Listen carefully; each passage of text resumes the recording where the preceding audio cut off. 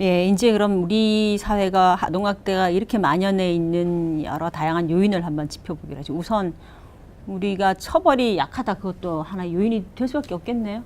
네, 지금 현재 이제 아동복지법으로는 사실 예전에는 부모가 아이를 죽여도 5년 이하의 징역을 살아서 거의 집행유예로 풀려났는데, 이제 14년 아동학대 범죄 처벌에 관한 특례법이 나오면서 아동학대 치사가 되면 이제 무기징역에서 5년까지도 이제 징역을 살 수 있고, 또 학대 중상해가 되면 3년 이상의 징역을 살 수 있어요. 근데 이제 어린이집 같은 경우는 사실 살펴봤더니, 저희가 심층 연구를 좀 해봤더니 증거 불충분, 무슨 무혐의, 이게 거의 50%가 넘고요.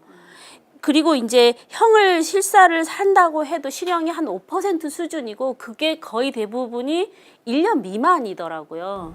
어린이집에서 아동학대로 사망 사건이 나도 아니요, 이제 일반적으로? 일반적인 상황이 됐을 때. 예. 근데 이제 문제는 어린이집은 보호자이잖아요. 그러면 이제 우리는 가중처벌이 좀 이루어져야 됨에도 불구하고 그냥 1년 미만의 징역이나 아니면 벌금 300만 원이 거의 아주 대부분이에요.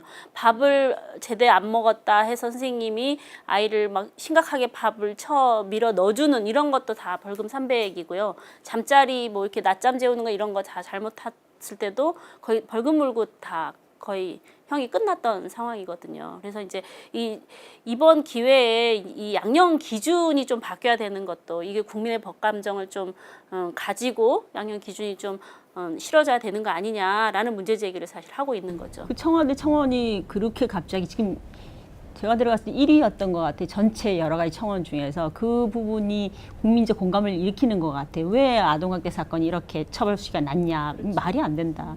그럼 교수님, 이게 그 아동학대 범죄를 지금 이제 뭐 5년 이상 뭐 징역까지도 들어왔다고 하는데, 그 전에는 그렇지 않았다는 얘기잖아요. 형량이 굉장히 가벼웠다는 네네네. 얘기잖아요.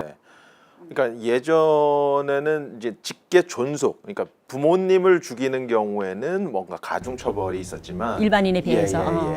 근데 이제 직계 비속, 그러니까 자녀를 죽이는 경우에는, 죽이거나 때리는 경우에는 원래 감형받는 그런 경우가 많았어요. 그래서 집행유예를 풀려나는 것도 굉장히 많았고, 그래서 이게 뭐랑 관련이 됐냐면 국민의 인식하고 법감정하고 같이 갈 수밖에 없고, 우리나라의 그 아동학대에 대한 국민인식이 낮았고, 그리고 그것과 더불어서 제가 그래서 이제 연구를 했었는데, 법 집행자라고 불리는 판사, 검사, 경찰의 아동학대에 대한 인식을 이제 연구했어요.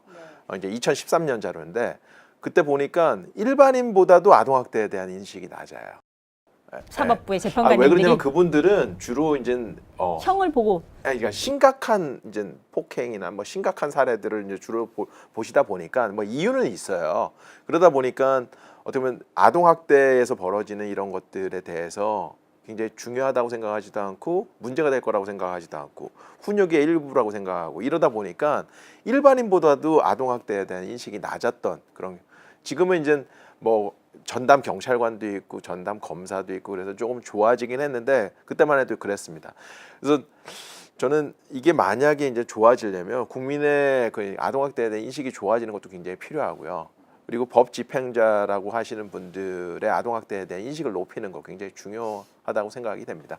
그러니까 이제 무기징역까지는 정비는 완비됐지만, 일단 지금 현재 양형 기준에 의거해서 하는 거는 18년에서 20년 수준으로 처리가 되는 거죠, 사망 사건들이. 그래서 아직은 미국 선진국은 거의 무기징역이에요. 네. 일반적인 그게 살인 사건이었다면 어떻게 처벌을 받았을까? 라는 걸 생각해 보면 그것에 비해서는 훨씬 더 가볍게 처벌받고 네. 있다. 이게 이제 저희 쪽 이제 문제 제기인 거죠. 사법부를 좀 이해하는 관점에서 보자면 오랫동안 그분이야 법률에 따라서 재판을 그렇죠. 하실 텐데, 워낙 네. 형량 자체가 낮았다가 네, 이제 기준에서는 엄청 많이 신경 써 주셔서 형량을 선고했다라고 이제 판결문에 적시되어 있긴 하지만, 그럼에도 불구하고 저희가 봤을 때는 선진국과 비교하면 너무 아직은 좀 미흡한 거 아니냐라는 문제 제기를 하는 거죠. 그래서 법 집행자는 신고 의무자는 아니거든요. 그래서 따로 교육을 받지는 않으세요.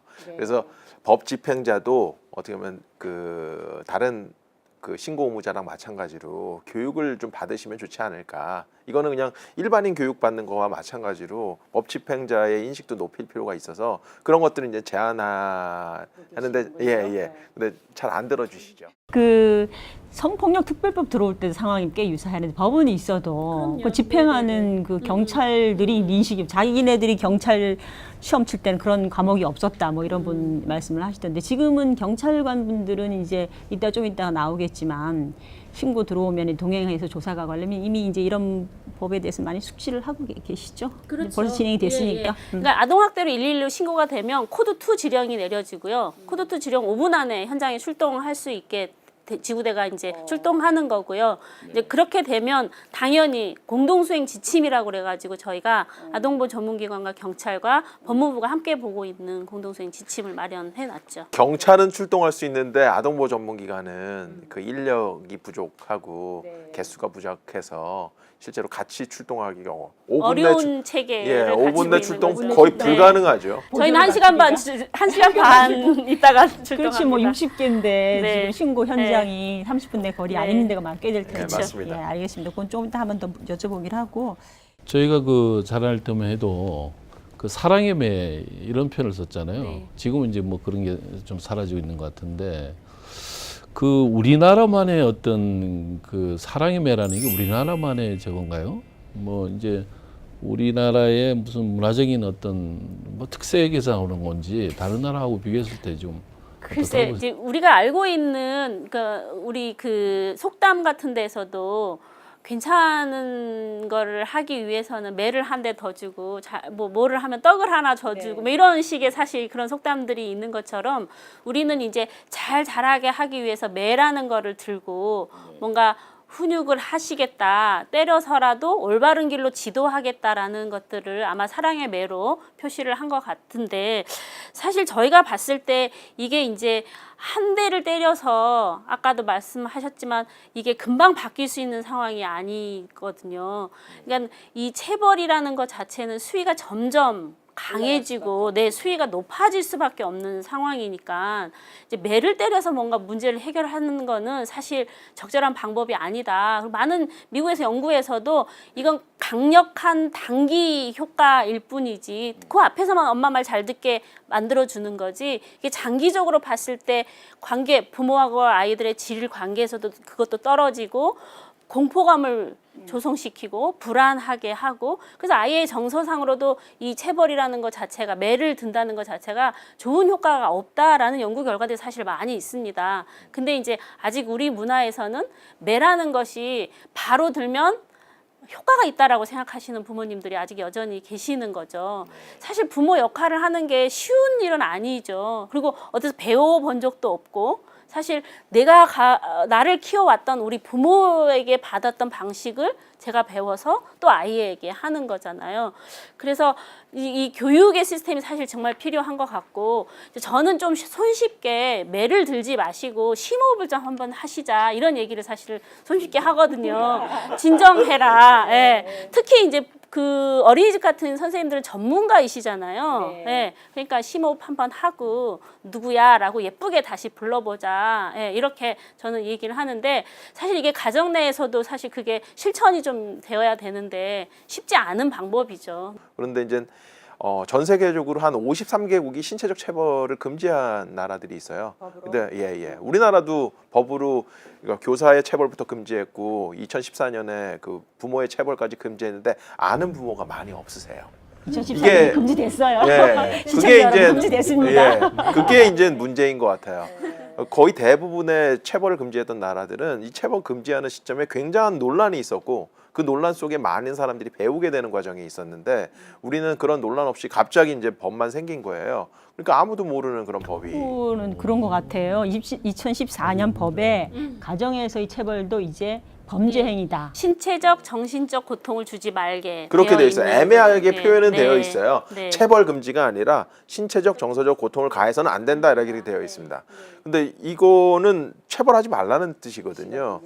근데 부모님들 중에서 아는 분, 체벌 금지됐어 그러면, 그래? 이런 분들이 훨씬 많거든요. 스웨덴이 체벌금지법을 만들어냈다고 얘기하는데 법을 만들고도 2년이 지나서야 이제 이 법이 정말 90% 이상이 애를 때리는 게 불법이구나를 2년 뒤에서야 사람들이 알게 되는. 그러니까 이제 사실 시간이 좀 필요하고 문화가 좀 정착돼야 된다라는 얘기를 사실 우리가 오늘 계속 하는데 법이 도입되고 2년이 되어서야 90% 이상이 아이를 때리는 거는 잘못된 일이다라는 걸 알게 됐고요. 또 처음에는 자녀를 양육하면서 체벌할 수 있다가 동의가 90%였는데 2010년이 돼서야 자녀를 때리고 양육하면서 처벌할 수 있다 이것을 아니다. 이건 10% 정도로 이렇게 뚝 떨어지는 역전되는. 네, 그래서 이제 인식이 전환이 되어야지 나중에 행동이 따라서 변한다는 거죠. 그러니까 이제 아직 우리나라는 인식이 지금 전환되고 있는 그 과도기라고 사실 저희는 알고 있으니까 이제 곧 그에 이어서 많은 부모님들도 이제 심호흡도 하시고, 좀 천천히 생각도 하시고, 아이들과 지내는 방법들을 좀 더 고민하고 노력하시는 이런 행동의 변화들이 같이 오지 않을까라는 기대를 해봅니다. 체벌금지법이 제정되고도 아까 그 교수님 말씀하셨지만은 민법상의 자녀를 징계할 수 있다는 조항이 있다면서 맞습니다. 그러면 예, 예. 이제 법이 충돌되지 않나요? 그러니까 어떻게? 징계가 아까 전에 말씀드린 건 꼭 고통을 줘야지만 징계할 수 있는 건 아니거든요. 그러니까 그 법이 바뀌어야 되긴 해요. 그러니까 그래서 다행스럽게 예. 최근에 이제 의원님이 법 발의를 하셨다고 얘기가 됐어요. 그러니까 우리가 이 얘기한 대로 친권자는 보호 또는 교양을 위해 필요한 징계를 할 수 있다라고 되어 있는 게 지금 민법이잖아요. 거기에다가 징계 범위에 폭행이나 상해 등 학대 행위를 포함하지 아니한다. 즉 징계는 할 수 있지만 폭행이나 상해로 이렇게 학대하는 행위들은 하면 안 된다라고 징계권을 좀 제한을 한 법안이 지금 올라가 있다고 하니까 우리가 이제 이 법을 통과시키고 또 아까도 말씀하신 것처럼 이미 아동복지법은 이미 징계와 관련해서 지금 제한되어 있는 게 있으니까 같이 홍보를 해서 모든 국민들이 이거를 법이 이렇게 만들어졌다는 걸 알게 하는 것이 좋을 것 같고요. 사실 이제 그 체벌을 금지한 여러 나라에서 이제 평균을 좀 내봤더니 10만 명당 0.5명의 아이가 사망한 거예요. 즉 체벌을 금지하면 사망 사건은 확실히 줄일 수 있는데 아직 우리나라는 1.16명으로 아직 2배 이상 사망 사건이 있다. 이런 것을 알게 되시면 체벌 금지가 빠르게 이루어져야 된다라는 생각을 가지고 있습니다. 체벌금지법 제정에 대한 논의도 나오지 않은 바 아닌데 이거 자체가 사실은 그 체벌의 유해성에 대해서 인식을 자각하게 하는 효과는 있겠는데요. 아무래도. 그렇죠. 네. 체벌. 그래서 많이 알려야지 될 것 같아요. 네. 이게 금지 걸 너무 모르기 때문에 이거를 좀 국민께 알릴 이번에 굉장히 좋은 기회라고 생각이 듭니다. 예, 그렇겠네. 다 포함되는 말씀인 것 같긴 한데 우리 문화가 유난히 자식을 종속물로 독립적 인격으로 보지 않고 종속물로 보는 경향이 그 외 동반 자살 뭐 이런 것도 그런 연장선상에서 바라봐지는데 뭐 한 말씀씩만 더 보태주신다. 동반 자살이라는 표현도 잘 안 쓰거든요. 이제 그래요? 자녀 살해 후 자살 이렇게 그래요? 이렇게 표현을 그러니까 아이가 같이 죽겠다고 하는 경우가 아니라 거의 대부분의 사례는 자녀를 살해한 후에 자살하는 경우거든요. 그리고 거의 그때 이제 그분들의 이제 유서 같은 것들을 보면 내가 거둬야 된다 이렇게 생각하는 경우가 그러니까 본인이 낳았지만 본인 소유물은 아니거든요. 그리고 우리나라 사회가 이제는 약간 성숙했기 때문에 본인이 거두지 않아도 굉장히 거둘 수 있는 굉장히 다양한 시스템이 분명히 있기 때문에 제가 보기에는 꼭 그게 이제 최종 이런 단계에 가서 아이를 죽여야겠다 이런 생각을 하지 않으셔야지 될 거라는 생각이 듭니다. 그래서 독립된 인격체이다. 네, 아이도. 비록 나를 통해서 태어났지만 아이는 아이 나름으로 독립된 인격체이다. 좋은 말씀 감사드리고요. 다음 파트에서는 이어서 이렇게 지금 신고가 들어오면 그 이후 사후 조치에 대해서와 또 제도 개선의 보완점 등에 대해서 좀 말씀을 들려주시기 바랍니다.